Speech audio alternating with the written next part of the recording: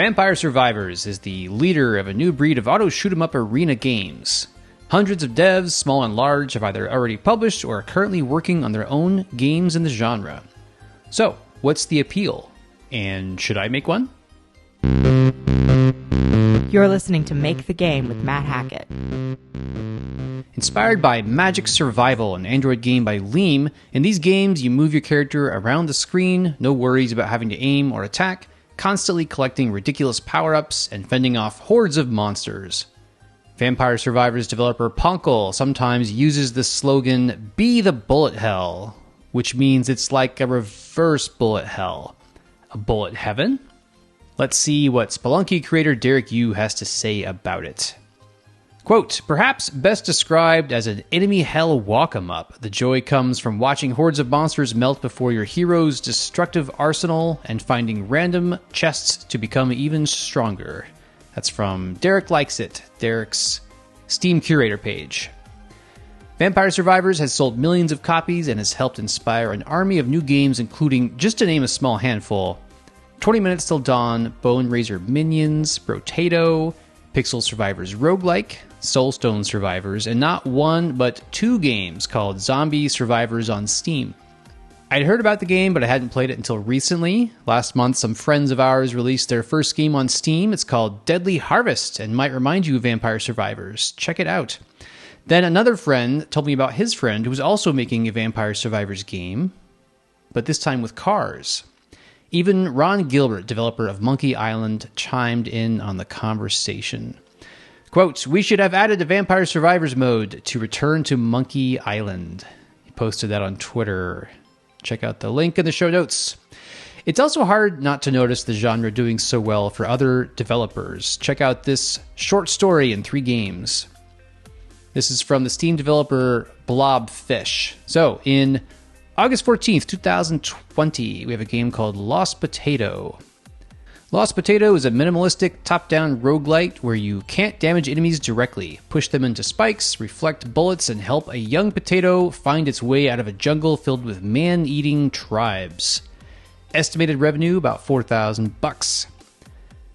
On March 10th, 2021, the next year, Space Gladiators. Ever dreamt of being a space potato? Now's your chance. Space Gladiators is a 2D hand-drawn roguelite platformer following a bunch of captives fighting their way out of a planet prison. Defeat hordes of aliens in the gladiatorial arenas and earn your freedom.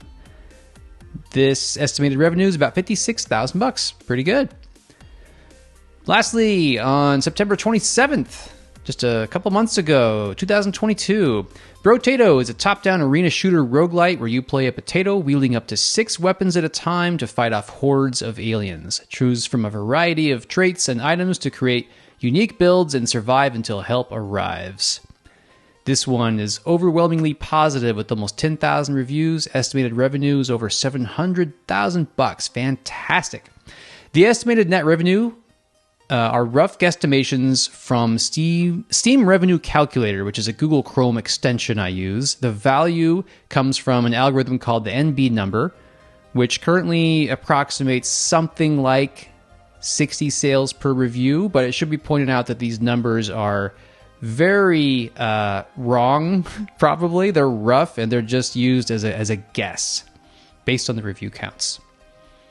I'm not sure if it's directly inspired by Vampire Survivors, but Brotato is in the genre and launched just a few months ago. Look at that amazing progression from just a few thousand revenue to respectable earning to a bona fide hit indie game. Surely the dev shipping games yearly and improving their skills along the way is a huge part of Brotato's success, but the genre and timing are also relevant. I feel some personal kinship with these auto shoot-'em-up games. The first premium indie game I ever made was with Lost Decade Games, an arena shooter called Onslaught Arena. The iPad version even had an auto shoot option. Next up, we made a Wizard's Lizard, another arena shooter. So the genre is in my wheelhouse, it just goes in a direction I haven't before. These auto shooter games also seem to have less content than your typical roguelikes. There aren't big maze-like dungeons, just hordes of monsters. It's a genre that's inherently less work than the ones I've worked in, so I know it's a concept I can actually ship. So, recent popularity aside, why else is the idea of making an auto shoot-'em-up like this intriguing to me? Let's see, what do we got here? 1, 2, 3, 4. 4 reasons. First, get practice shipping a game on Steam. I haven't released a game since Indie Game Sim in 2016, so some of my Steam knowledge is 6 years stale. I've been keeping up with articles and GDC talks and stuff, but there's a world of difference between reading about stuff and actually doing it and seeing the results for yourself, right? Launching a small but good game sooner rather than later would help me get better at launching bigger games on Steam. Number 2, get access to a new Steam game I can experiment with and learn from.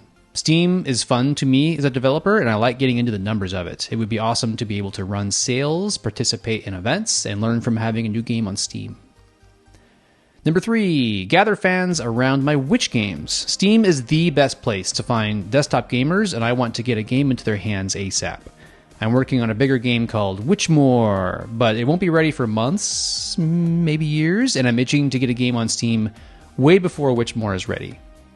Make a little money to support my bigger games. I won't kid myself that tossing another Vampire Survivors-like game into the huge pile of similar games is going to be very lucrative, but it won't make $0, right?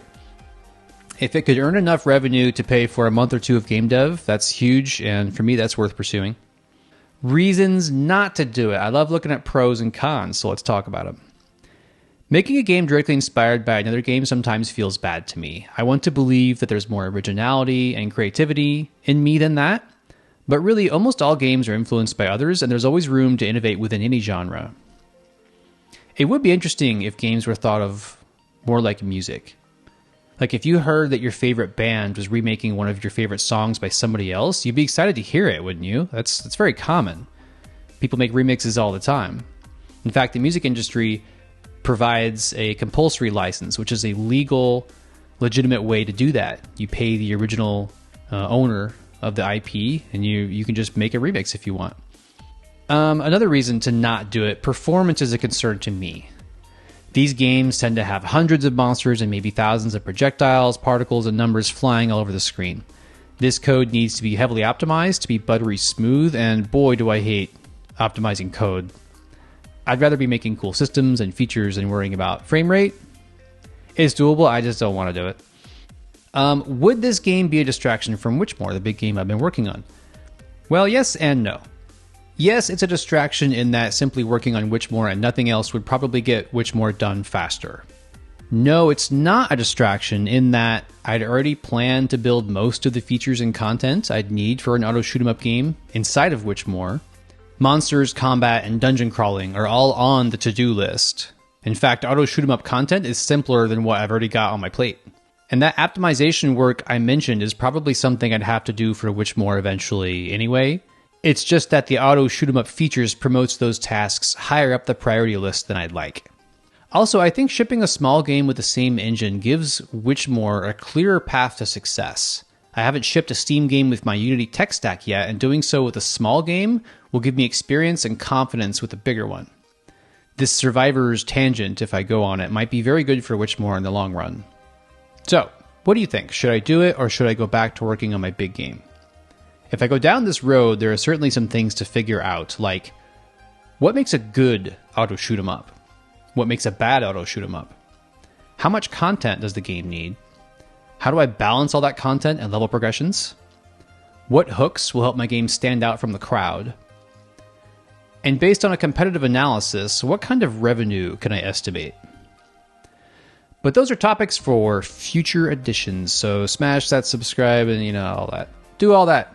Questions for you. So, as a solo developer, I mostly live in an echo chamber, so your thoughts are helpful.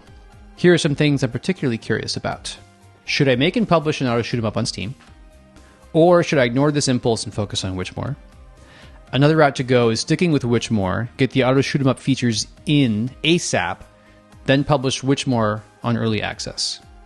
There are also a million other options, just a literal infinite supply of ways to go. If I do publish an auto shoot-'em-up on Steam, what price should it be?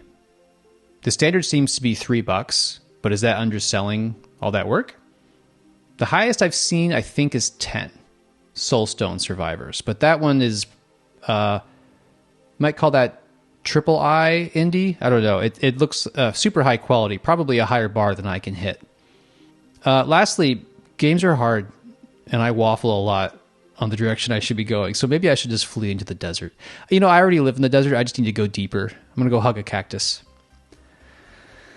Let me know your thoughts. You can email me, ricktor@gmail.com, or you can send an audio recording through Anchor, or hop on Discord. Send me a message, or there's a Witchmore channel. It's also a game dev channel. Come join us. We're hanging out. All right. Lastly, here's some book news. So first off, last time I asked for a few more reviews for my book, How to Make a Video Game All by Yourself. And wow, you guys really came through. Big thanks to Craig and Regan for bumping up the book to a solid 4 stars on Google Play. I love it. It's also now sitting at 47 reviews on Amazon. Thanks for writing those reviews. And check this out. It's currently a #1 bestseller on Amazon. So proud. This probably won't last long, so take a gander at that lovely orange banner while it's still up. I captured a screenshot. Who knows, it could go away tomorrow. This accomplishment is thanks to my lovely wife, Andrea, who put a lot of work into figuring out which categories the book should be in and getting them in there. Maybe that doesn't sound hard, but it is. There are 2 different versions of the book, paperback and Kindle, and hundreds of categories that may or may not be a good fit. And there are different categories between Kindle and paperback. And you can't just assign your book to categories using a web interface. You have to email Amazon directly to request changes to your categories. Each optimization change can take hours to calculate which categories we should pick, and days of back and forth to complete that process. And if the book's not in the right categories, it's never going to climb the charts. So, huge thanks and all credit to my favorite person, Anaconda.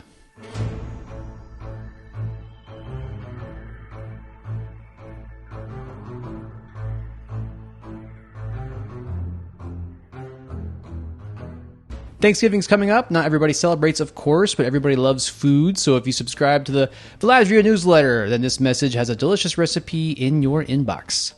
Upcoming episodes will get more into food and how it relates to making games. You are being played out by Find Them, which you are free to use in your own projects. Now go make the game.